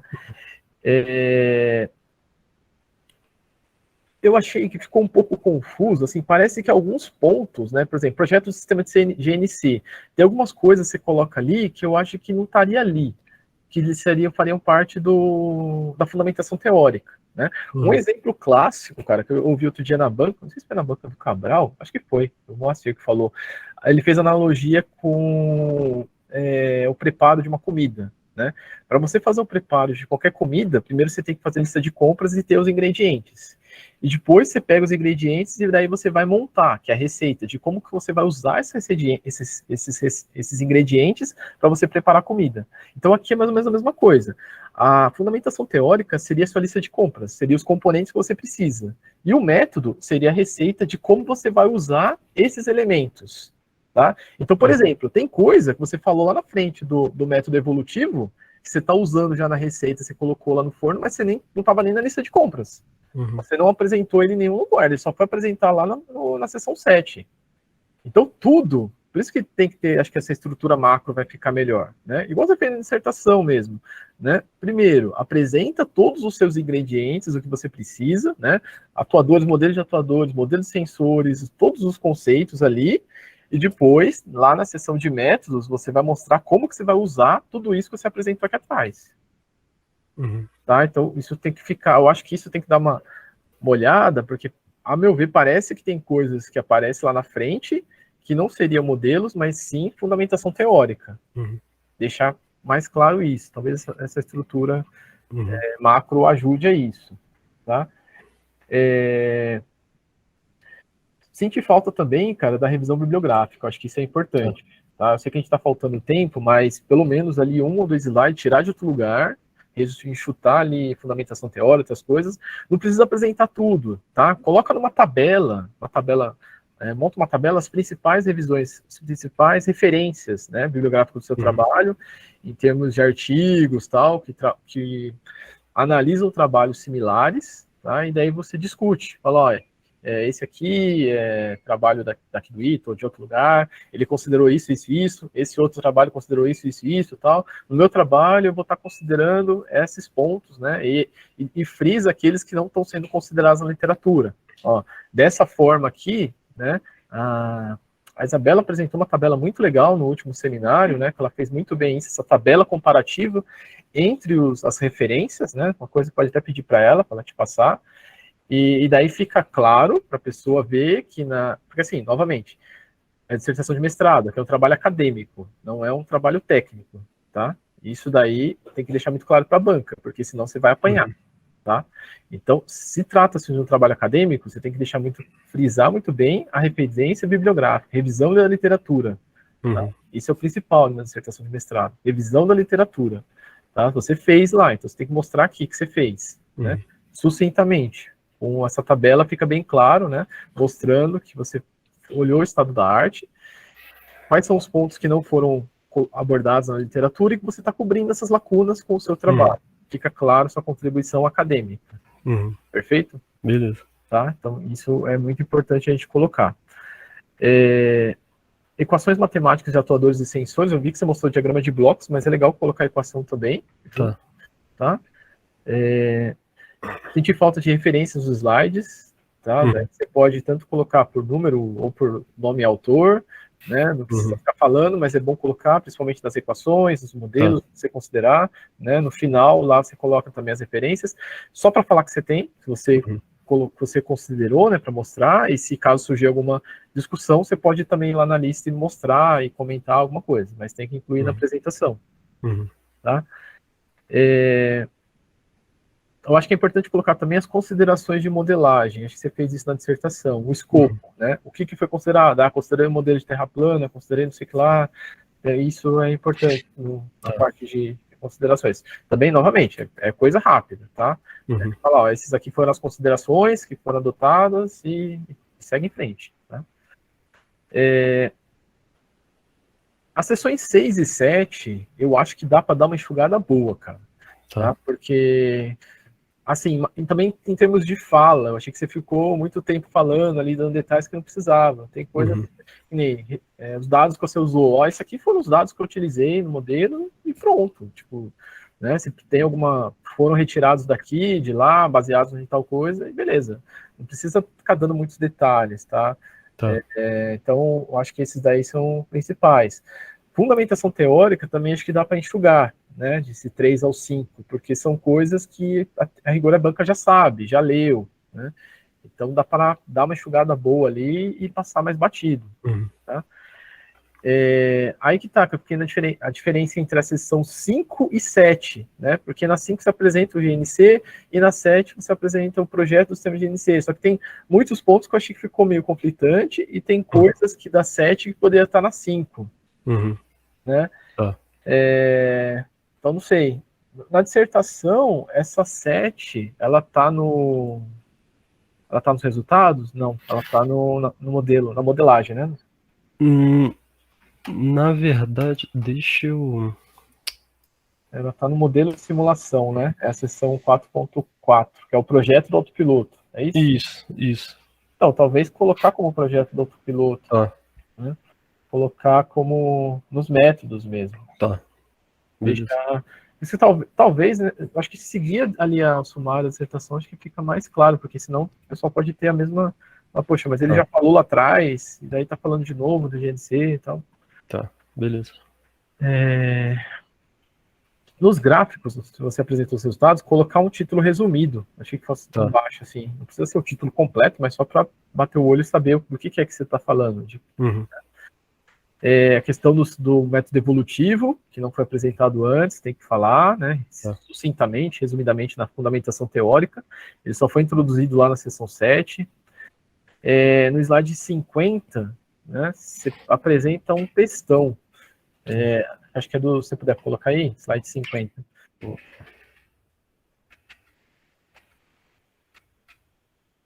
Esse aí, se você conseguir mudar isso por tabela, fica visualmente melhor. Beleza. Tá? Conseguir deixar isso aí passado por tabela. Aí, eu vi que você comentou com muito detalhe todos os gráficos que estão aí, tá? Isso aí também dá para enxugar, não precisa assim, falar de detalhe todos os gráficos. A gente pega os mais importantes para comentar, né? Dentro desse tempo, senão não vai dar tempo de falar de tudo, né? Alguns você pode falar, ó, esse aqui... E também tem outros que são similares, né? Então, são similares, você não precisa mostrar, ou só mostra e fala, esse aqui é o mesmo comportamento do outro e tal, né? Então, tem que dar uma estudada nessa parte. Slide 55 e outros, né? Eu acho que o gráfico está muito pequeno, cara. Dá para se aumentar um pouco o tamanho deles, tá? Usar melhor o espaço do slide. Beleza. Fica mais fácil de observar, que aqui eu quase não consigo ler o que está escrito na legenda do gráfico, tá? Tá bem pequeno. Aí entra na seção 8. Você pode ter falado, mas talvez para mim passou batido, né? Eu acho que precisa destacar melhor essa questão do caso 1 e caso 2. E principalmente na seção 8, né? Mostrar, talvez o primeiro slide, mostrar as subseções, né? Aí, ou você vai fazer isso lá no sumário, ou aqui, vai falar, ó, os resultados, eles compõem três casos, né, de estudo, né? Daí mostrar os 3 que você considerou, os 3 casos de estudo, né? Então vou falar primeiro desse primeiro caso aqui, seria a subseção lá do seu PDF, a subseção 5.1, né? E falar das outras, tal. Daí as tabelas de configuração dos resultados lá na frente, eu acho que esse é a principal contribuição do seu trabalho, né? É isso que atende, não as coloridas. Essa daí que atende basicamente o objetivo, né? As contribuições. Então, essas acho que vale a pena gastar bastante tempo, explicar bem, né? Uhum. Explicar do jeito que a gente colocou lá na dissertação. Começa explicando o básico, né? O que é o básico? Ó, eixo vertical mostra isso, eixo horizontal aquilo, eixo de cores é isso, dentro de cada eles tem o valor disso, né? A linha, o gráfico preto a área preta é isso. Isso é o básico. Aí depois você entra na parte técnica explicando o resultado em si, né? E o que cada uma, qual a informação que cada uma está passando. Beleza. Tá? Acho que isso é bacana. E no final, né, nas conclusões, tem que deixar claro, né, você tem uma coisa aí, da contribuição. Qual que é a contribuição do seu trabalho? Tá? Isso é importante. Deixar bem claro qual que foi a contribuição ou as contribuições que esse trabalho trouxe. Tá? Então, basicamente é isso. Acho que o principal é acertar essa estrutura, né, colocar dentro do tempo e destacar esses pontos chaves. Bom, então, só eu queria fazer primeiro meus comentários aqui, agora a gente abre, aí vocês podem falar aí alguma coisa que eu não tenha visto, ou reforçar também o que eu falei. Quem quer começar falando? Oi, Thaís, pode falar. Oi, Willi, peraí, vou ligar só minha câmera. Bom, Luiz, ligou a minha câmera? Acho que não. Não ligou. Agora ligou. Agora ligou. Bom, Luiz, primeiro, parabéns pelo trabalho. Por mais que a gente tenha puxado... A gente não, eu não vou puxar a orelha com relação à apresentação, mas embora o Willi tenha puxado a orelha, com toda a razão, eu não vou dar enfoque nisso, mas eu concordo totalmente com o que ele disse. Bom, eu só tenho duas questões mesmo para te perguntar. A primeira delas é que você fala que o filtro de guiamento ele só começa a ser executado quando existe a identificação do alvo, é isso? Isso. Mas esse alvo já é considerado que ele está se movendo, ou não? Então,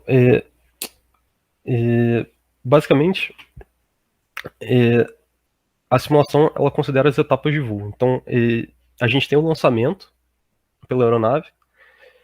Depois disso, o míssil entra em cruzeiro até onde a posição em que ele acha que está o alvo. Quando ele chega até uma distância em que o autodiretor detecta o alvo, que é de 30 km, aí ele detecta o alvo, que ele tem esses valores dos ângulos do autodiretor. Então, antes disso, ele imagina onde está o alvo, mas o autodiretor ele não está lendo esses valores. A partir do momento em que ele detecta, aí começa essa leitura e eu consigo usar esses valores para inicializar o filtro. Entendi. Não, é que eu penso assim, é uma alta velocidade, não é? Então, por exemplo, se ele detectou o tempo entre ele detectar um alvo em movimento, que eu realmente não sou dessa área, tá? Mas ele detectar o alvo em movimento, fazer a análise e depois ele começar o processo, assim. É um tempo curto, é isso? Então, basicamente, a partir do momento em que ele detecta, para eu inicializar o filtro, eu assumi o tempo de 15 segundos, né? Que é quando o filtro passa abaixo e o filtro derivativo, eles convergem. Enquanto isso, o míssil ele tá em o míssil antes disso ele está em cruzeiro. Eu poderia considerar que ele continua em cruzeiro. Como o alvo é fixo, esses 15 segundos não são suficientes para ele perder o alvo. Tem alguns critérios no autodiretor em que se o alvo sai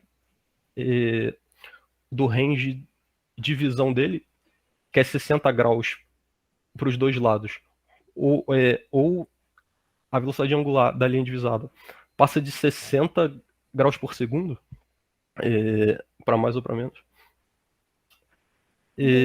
Então, ele perde o alvo, ele zera esses valores e continua assim. Então, nesses casos, está sendo considerado em que ele não perde o alvo.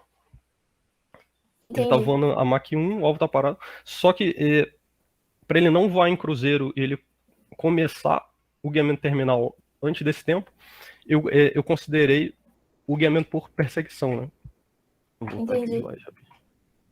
É um método mais simples, mas eu consigo utilizar ele enquanto eu não tenho os valores para começar a estratégia utilizei de fato no resto do voo. Basicamente é isso. Entendi. Legal. Só mais uma questão. Vai no slide 48, por favor. Não sei qual que é a opinião do Willer com relação a isso, mas uma sugestão. E tem outros também que acontece a mesma coisa. Por que vocês não colocam, por exemplo, tudo bem, ele vai ficar com esse gap aqui de 35 segundos, que não vai estar, vamos dizer assim, as duas leituras não vão estar condizentes uma com a outra. Por que vocês não colocam um gráfico de distância? Porque eu não tenho noção de qual que é a velocidade, eu não entendi, se ele falou eu não peguei, mas qual que é a velocidade desse míssil, só que ao mesmo tempo é legal colocar para saber qual que é o tempo realmente, qual que é a distância que vai percorrer esse míssil até ele começar a convergir as duas leituras. Entendeu, Willer, o que eu tô querendo dizer? Não entendi. Você está falando para mostrar um gráfico da distância ao alvo em função do tempo? Sim, justamente porque, por exemplo, eu falo assim, tudo bem, ele não tá os dois dados não estão convergindo em 35 segundos, mas o que isso representa em distância? Entende? Entendi. A gente não tem nenhum gráfico desse, né? A gente tem o das estimativas propriamente ditas mais para frente só. Porque, por exemplo, praticamente todos os gráficos que ele apresenta tem esse gap, tá vendo? Esse daí tá com 55 segundos. Mas o quanto isso representa em distância? Isso. Então, esse aqui é o gráfico da distância em si, ó. Aqui nesse ponto onde começa, é onde ele detecta o alvo. Antes disso, ele só mantém a altitude de cruzeiro. Então, a partir disso, ele detecta o alvo a uma distância de 25 km. E aí, ele leva 15 segundos para inicializar o filtro. Então, essa medida do filtro é nula até lá. 15 segundos depois desse momento de detecção, ele detecta. Aí ele chuta o erro inicial e aqui passam uns 5 km, né? Até a inicialização do filtro. Na verdade, ele está trabalhando só na parte do guiamento terminal, né? Talvez isso que você falou poderia colocar no primeiro gráfico, né, para sanar essa dúvida, tipo uma setinha assim no gráfico mostrando detecção do alvo, né? Aí dentro desse intervalo aí que fica nulo, colocar inicialização do filtro. Talvez ajuda a pessoa a entender também, a visualizar. Eu também, no começo, quando eu comentava, tinha essa dúvida. Beleza. Bom, mas é só isso. Desculpa se eu falei bobagem. Não, mas foram duas coisas que eu fiquei em dúvida. O seu comentário é muito relevante. O problema é que eu acho que ele não tem o modelo da fase completa. Então, porque nesse caso aqui, para a fase completa, isso aqui ele só é nulo desde o início, né? Porque eu não tenho valor para o filtro. Então, e até do autopiloto, que é o que eu tenho aqui, ele comuta de um para o outro. Então, esse valor aqui, ele também seria nulo antes dele ser acionado. Então, eu só cortei o gráfico para frente. Então, eu tenho esse aqui que vai de 0 a 35 e esse aqui a partir de 35 até o final, né? Eles encaixam um no outro. Entendi. Certo. Bom, de toda forma, parabéns, Luiz. É evidente Obrigado. Que a qualidade técnica do seu trabalho é enorme, entende? Por mais que a gente esteja puxando suas orelhas hoje, com certeza a qualidade técnica é muito boa. Parabéns de novo e obrigada pela apresentação. Obrigado. Valeu, Thaís. Obrigado. Quem mais gostaria de fazer algum comentário, alguma pergunta? Peixoto?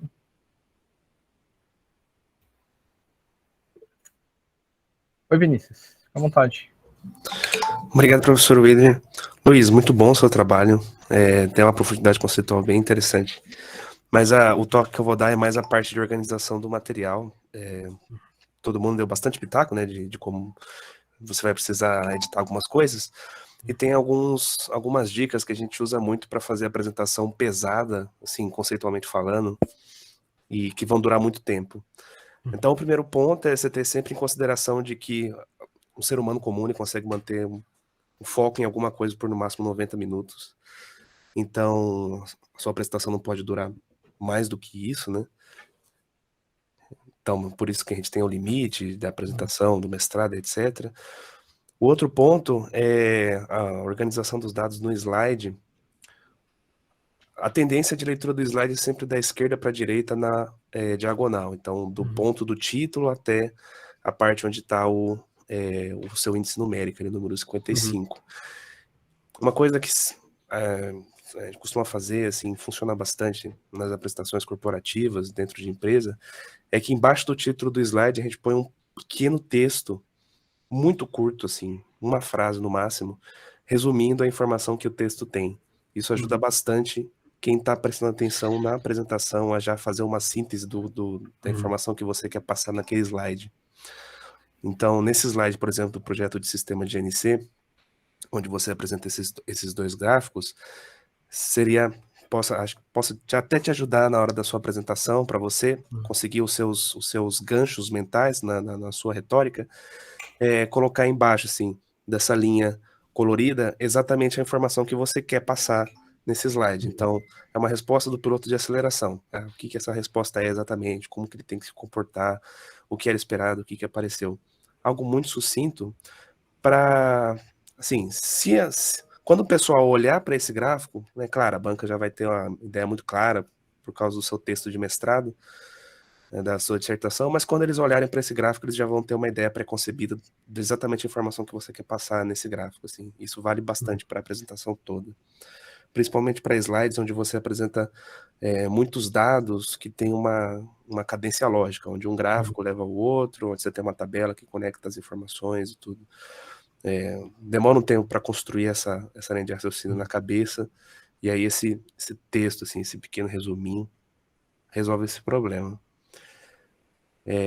O outro, porém, é na fala. Você vai fazer a defesa presencial ou vai ser remota? Não, vai ser online. Vai ser online? Tá. Isso. Eu vi que você tem um equipamento de som aí bacana, você tem aí o seu headset, Galvão Bueno e tudo mais, ele é muito bom. O problema do headset é que ele trai a gente na hora da respiração. Quando a gente vai ficando nervoso, conforme a gente vai falando, a gente respira mais, faz mais pausas e tudo mais, e o headset ele capta essas pausas, ela capta essa respiração. E o problema dessa respiração é que ela deixa muito claro que você ou tá nervoso, ou tá inseguro com o material que você está apresentando e tudo mais. Então, uma dica prática deixa o microfone longe da boca na hora que você estiver falando, ele não vai captar essa respiração, e configura ele. Todo microfone ele tem uma configuração de sensibilidade de dB, a partir de qual linha de dB que ele começa a captar som. Deixa ela um pouco maior, para que essas pausas, essas respirações, essas pequenas indagações que você fez ao longo da apresentação, elas não sejam captadas pelo microfone. Vai ajudar bastante na sua apresentação, para deixar ela mais limpa, mais clean, e você conseguir ter uma fluência maior na hora de apresentar.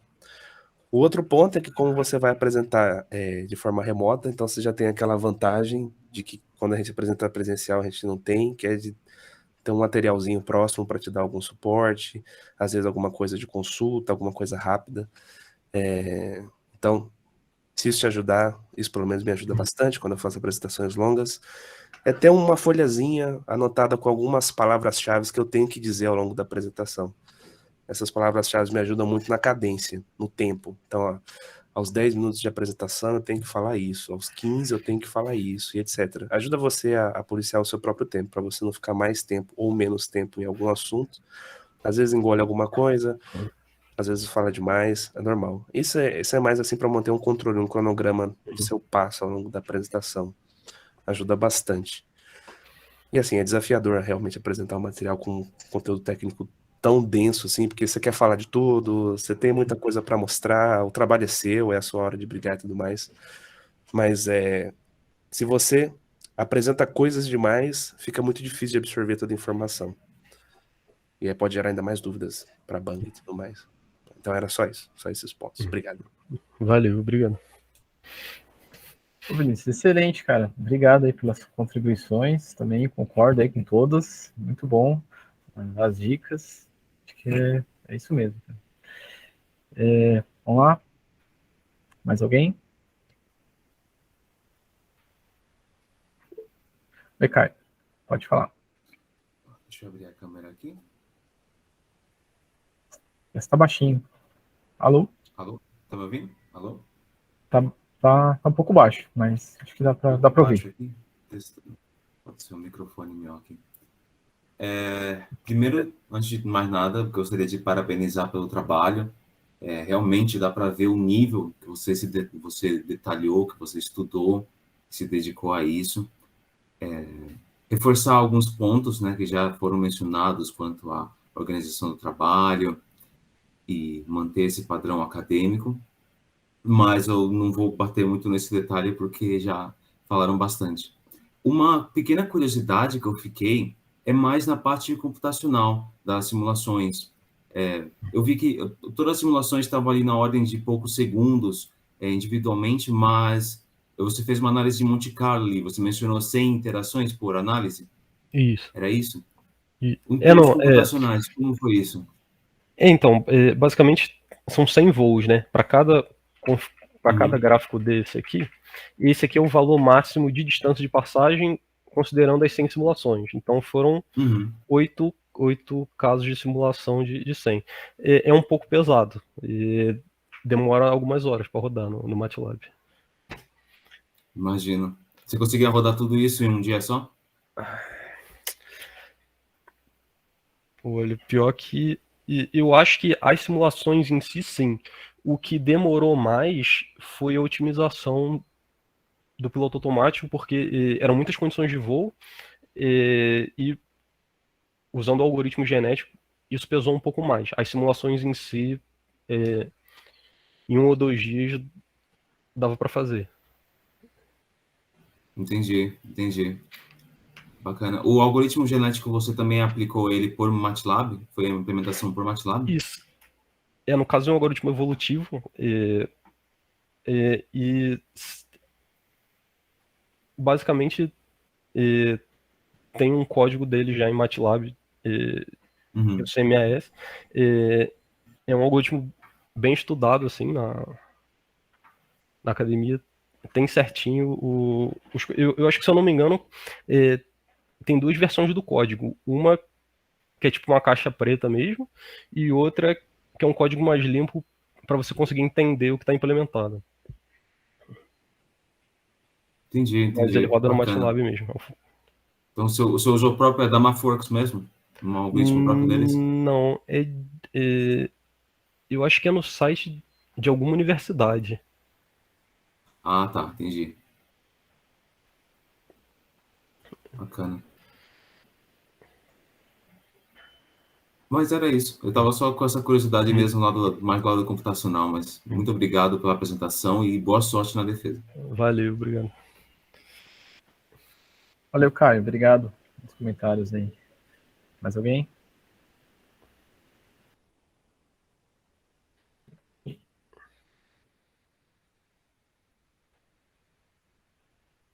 Isa, Rodrigo, vocês têm algum comentário para fazer para o Peixoto?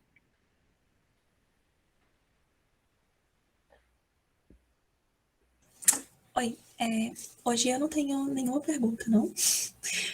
Pra sorte do Luiz. Você tá bem, Isa? Nossa, o que tá acontecendo? Tá com febre? Eu também. Eu gostei muito da apresentação. Acho que, assim, embora tenha cedido bastante tempo e não vai servir para sua banca de mestrado, mas eu gostei porque você explicou com bastante detalhe e tal, deu para entender direitinho. Tem os pontos aí que você precisa melhorar, mas eu acho que você tá muito de parabéns. Seu trabalho tá muito interessante. Obrigado. Obrigada pela apresentação. Valeu. Beleza. Obrigado, Isa. Valeu. Mais alguém? Mais alguma coisa que ficou? Posso só fazer um último comentário? Sim, claro. Eu analisei a forma que o Luiz apresentou tanto o trabalho em si, quanto a discussão com os questionamentos que foram surgindo agora pelo grupo. E ao meu ver, tá, ele discutiu bem melhor do que a forma que ele apresentou. Então, isso significa, Luiz, que você sim tem grande potencial de melhorar ainda mais a forma que você vai apresentar o teu trabalho. É só realmente você treinar e treinar e treinar, entendeu? Você não tem a dificuldade de comunicação com o grupo em si, você só está tendo dificuldade de apresentação dos seus resultados. Então, acho que é só treino mesmo que você vai arrasar. Mas é só isso. Obrigado. Não, bem observado, Thaís. Muito bem. O Peixoto, e aquela, fica calmo, cara, apresenta. Ninguém mais ali sabe mais do que você, porque você que passou aí os últimos 2, 3 anos mergulhado nisso. Então, você sabe tudo do que foi feito, né? Todos os pontos do projeto. Então, fica calmo, cara. Eu tenho certeza que qualquer pergunta que surgir ali, qualquer coisa, você tem total conhecimento e confiança para responder, né? O que pode surgir coisas, dúvidas e tal, é como isso foi apresentado, como os resultados foram apresentados, né? A gente viu que os resultados que você obteve atendem os objetivos que foram propostos no trabalho, isso é o principal, né? Então, o ponto é como que foi colocado, às vezes uma forma que colocou no texto não tá legal, uma forma que você apresentou, então isso é questão de mudar, tá? E o que eu sempre falo para todo mundo, na banca, cara, nunca debata com algum membro da banca, por mais que você ache que ele não esteja correto, tá? Ou que ele não tem razão, aceite, agradeça o comentário, a sugestão, e daí depois a gente vai conversar e a gente vai discutir para ver se é viável a gente implementar ou não, ou como que a gente vai implementar aquilo que foi colocado, tá? Nunca, falei para todo mundo também, nunca cause, né? Nunca faça aquele erro clássico. Você pegou alguma coisa de uma referência e a pessoa criticou alguma coisa ali e você fala, mas não foi eu que fiz, foi tal pessoa. Não, se você pegou, você analisou, você aceitou a forma que você pegou da referência, tá? Então, você é total responsável por aquilo que você usou, tá? Se estava errado, então você deveria ter visto e não ter ou ter adaptado, ou ter mudado, ou ter usado de outra referência. Então, aceite, nunca dê a desculpa, né? Fala, não, foi de outra, isso aqui não é meu, isso aqui, ou outra pessoa que pegou. Você que está usando, é seu. Você que tá, é seu no sentido de você responsável por estar usando aquilo, tá? Então, fica de dica aí para o dia da banca. Mas aí depois a gente conversa offline, mas aí você vê aí o dia para a semana que vem a gente treinar mais vezes, antes da apresentação final. Beleza. Passar mais uma vez, tá bom?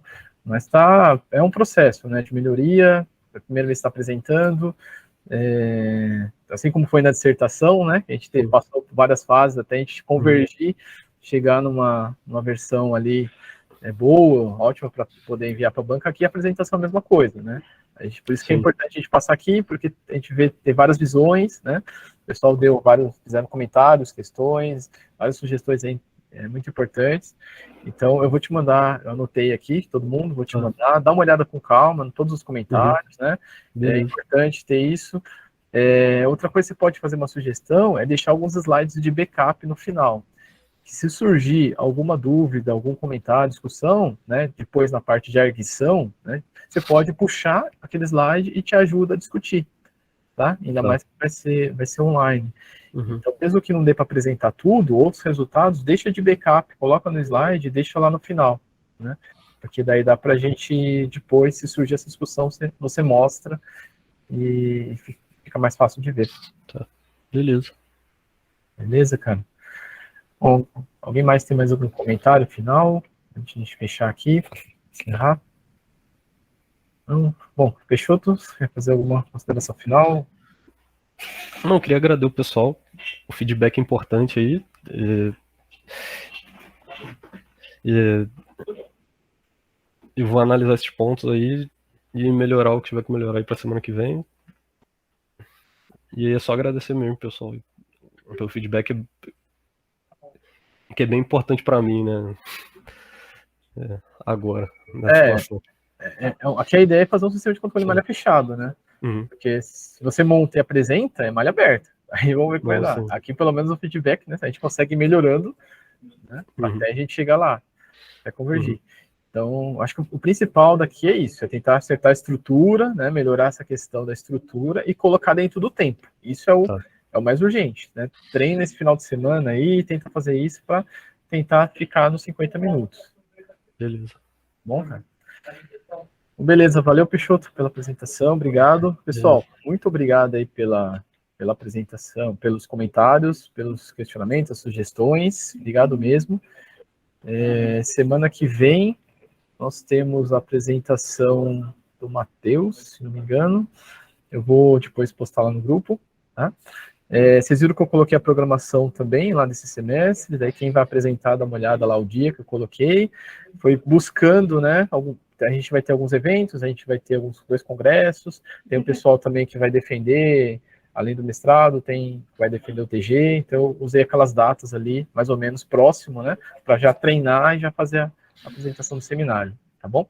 Daí qualquer problema que não puder naquela data, me fala com antecedência para a gente revisar a programação. Então, pessoal, obrigado. Bom final de semana a todos aí e até semana que vem. Grande abraço. Valeu, tchau, obrigado. Bom final de semana.